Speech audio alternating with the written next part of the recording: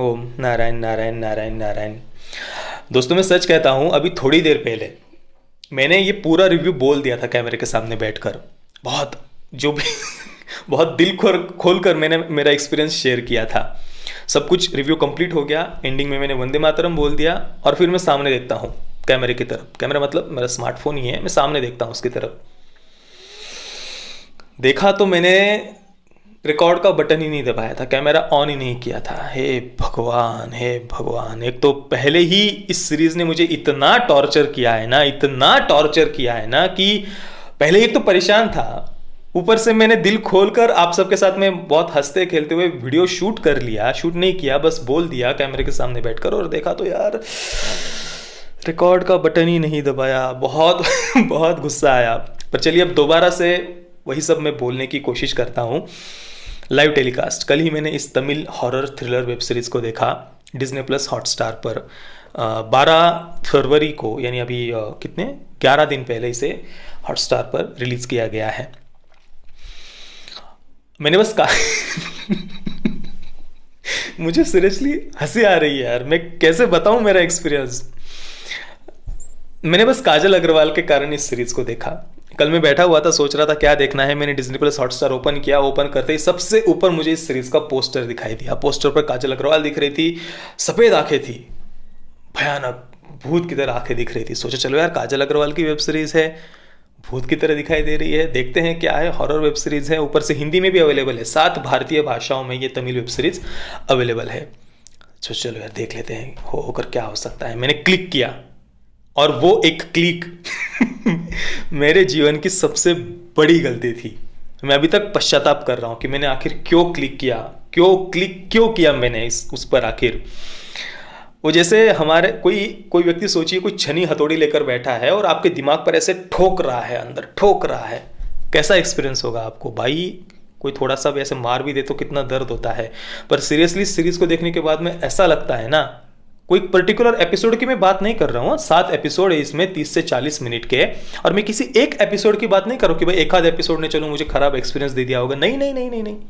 हर एक एपिसोड, हर एक scene, even इसका हर एक कैरेक्टर, स्टोरी का हर एक पहलू, हर एक सिचुएशन देखने के बाद में ऐसे लगता है जैसे कोई हमारे दिमाग में ऐसे छनी हथौड़ी ऊपर लेकर बैठा है और ऊपर मार रहा है। ये प्लेन आ रहा है, प्लेन की आवाज आपको आ रही होगी, मैं माफी चाहता हूं।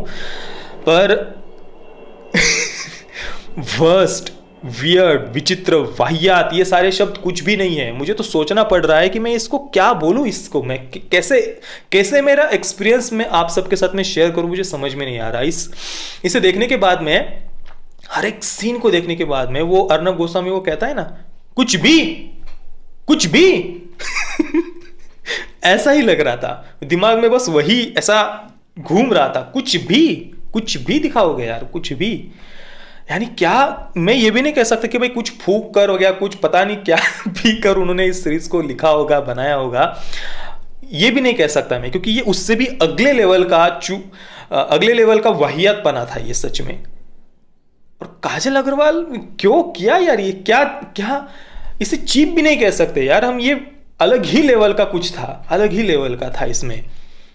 इतनी ओवर एक्टिंग, और मतलब अचानक से इसमें कुछ फाइनल डेस्टिनेशन वाला कुछ डाल दिया है। एक कैरेक्टर है, उसको अचानक से भविष्य का दिखने लग जाता है कि उसके फ्रेंड के साथ कुछ होने वाला है, वो जाकर उसे बचाता है। सोचे चलो एक चीप वर्जन होगा फाइनल डेस्टिनेशन का पर वैसा भी कुछ नहीं, वो चीज़ ही गायब हो जाती है उसके बाद में। फिर दूसरा ही कुछ दिखाने लग जाते हैं। अब शॉर्ट में अगर मैं आपको इसकी कहानी बताऊं तो काजल अग्रवाल के कैरेक्टर का नाम है जेनिफर मैथ्यू। वो एक रियलिटी हॉरर टीवी शो की डायरेक्टर है।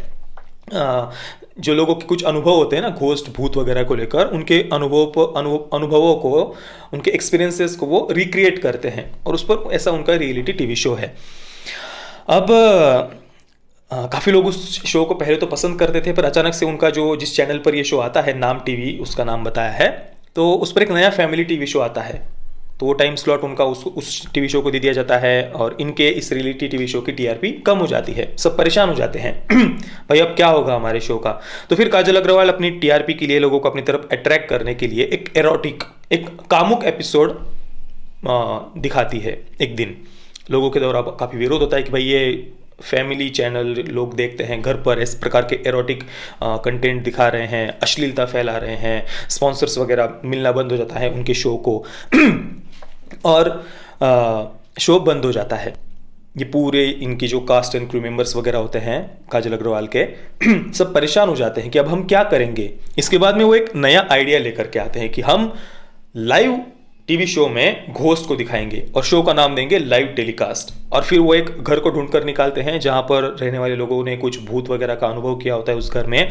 फिर ये पूरा का पूरा इनका जो कास्ट एंड क्रू मेंबर्स होते हैं वो जाते हैं वहां पर और लाइव टेलीकास्ट करने लग जाते हैं। और फिर वो जो घोस्ट है वो उनको उस घर में बंद कर लेता है। अब दोस्तों मैं सच कह रहा हूं, आपको ऐसा लग रहा हो कि यार इसमें क्या खराबी है, मतलब ठीक ही तो लग रहा है ना ये, इतना मतलब इतना क्या क्रिटिसाइज कर रहा हूं कहानी को। अगर आपको ऐसा लग रहा है कि मैं कुछ अतिशयोक्ति कर रहा हूं, कुछ बढ़ा चढ़ाकर बातें आपको बता रहा हूं, तो भाई जाइए और जाकर देखिए इस सीरीज को आपको अगर विश्वास नहीं हो मुझ पर तो जाइए और देखिए। आपको अगर इसकी कहानी अच्छी लग रही हो तो विश्वास करिए, पहले एपिसोड से ही आप जैसे आपके अंदर कोई भूत घुस गया हो और आप जाकर किसी दीवार पर ऐसा अपना सर पटक रहे हो, वैसा आपको कुछ करने की इच्छा होगी कि जाकर मैं कहीं पर अपना जोर जोर से सर पटकूं। वैसे ऐसा सजेशन, ऐसी सलाह तो अपने दुश्मन को भी नहीं देनी चाहिए कि भाई ऐसा शो जाकर देखो। तो मैं आपको तो प्लीज मैं कहूंगा दूर रहिए, पर अगर किसी को अपने आप को टॉर्चर करना ही हो, परेशान करना ही हो तो जाकर देखिए। इस सीरीज की सबसे बड़ी अचीवमेंट यह है कि इस सीरीज ने इलॉजिकल होने की सारी हदें पार कर दी है। और मैं आपको कोई एक पर्टिकुलर बात को पॉइंट आउट करके भी ये नहीं बता सकता कि भाई इसमें ये बात इलॉजिकल थी, क्योंकि इसकी हर एक बात इलॉजिकल थी। वैसे इलॉजिकल शब्द भी इस सीरीज की दृष्टि से बहुत सम्मानजनक है। जैसा एक्सपीरियंस ये सीरीज हमें देती है ना, उसकी दृष्टि से इलॉजिकल शब्द भी बहुत सम्मानजनक लगता है। एक सीन में मतलब जब ये फंस जाते हैं ना पूरे के पूरे कास्ट एंड क्रू मेंबर्स उस घर में, तो पुलिस को बुलाया जाता है, पूरी पुलिस फोर्स आ जाती है वहां पर। और पुलिस वो ताला तोड़ने के लिए क्या करती है पता है? वो जो ताले चाबी डालने वाला वो जो छेद होता है ना, उसमें ड्रिल मशीन डालती है। बाप रे बाप। और पूरे घर की जो खिड़कियां थी कांच की खिड़कियां है, जो दरवाजे थे वो इतने पतले और इतने कमजोर लगते हैं कि कोई बाद में ऐसा धक्का भी दे दे ना तो भी टूट जाए, ऐसे दरवाजे थे उस घर के। फिर भी कोई उसे तोड़ नहीं पाता, बहुत जैसे कि कोई बहुत पावरफुल वो घोस्ट था। अब पावरफुल वगैरह का तो पता नहीं, पर वो घोस्ट सच में क्या था? वो घोस्ट मतलब वो उनके साथ में खेल रहा था, उनको परेशान कर रहा था, उनको डरा रहा था, या उन वो जो घोस्ट उनको जब डराता है ना, वो सीन देखकर सच में आपको हंसी आएगी कि भाई ये क्या। छोड़िए, बस इससे ज़्यादा अब मैं इस सीरीज के बारे में कुछ भी नहीं बोल सकता। अब मेरी सहन शक्ति के पार चली गई ये चीज़। मैं लाइव टेलीकास्ट को दूंगा 0 आउट ऑफ 10 स्टार्स। वैसे 0 से भी कम देने चाहिए इसे, क्योंकि ये सीरीज बस हमें टॉर्चर करने का काम करती है। 1% भी अच्छा एक्सपीरियंस देना तो बहुत दूर की बात है। बाकी पेरेंटल गाइडेंस की अगर हम बात करें तो छोड़िए पेरेंटल गाइडेंस, परिवार क्या, खुद भी इससे जितना हो सके दूर रहिए। पर फिर भी अगर बताना ही हो तो भाई कोई ऐसी न्यूडिटी वगैरह नहीं है, पर स्ट्रॉन्ग लैंग्वेज है, फक फक फक फक वो कई बार बोलते रहते हैं खासतौर पर काजल अग्रवाल का कैरेक्टर। बाकी घोस्ट तो वैसे वो काफ़ी फनी था दूर रहिए जितना हो सके सीरीज से। बाकी गलती से अगर आपने इस सीरीज को देख लिया है तो आपका एक्सपीरियंस कैसा था, आपका दुख नीचे कमेंट बॉक्स में आप ज़रूर शेयर करिए।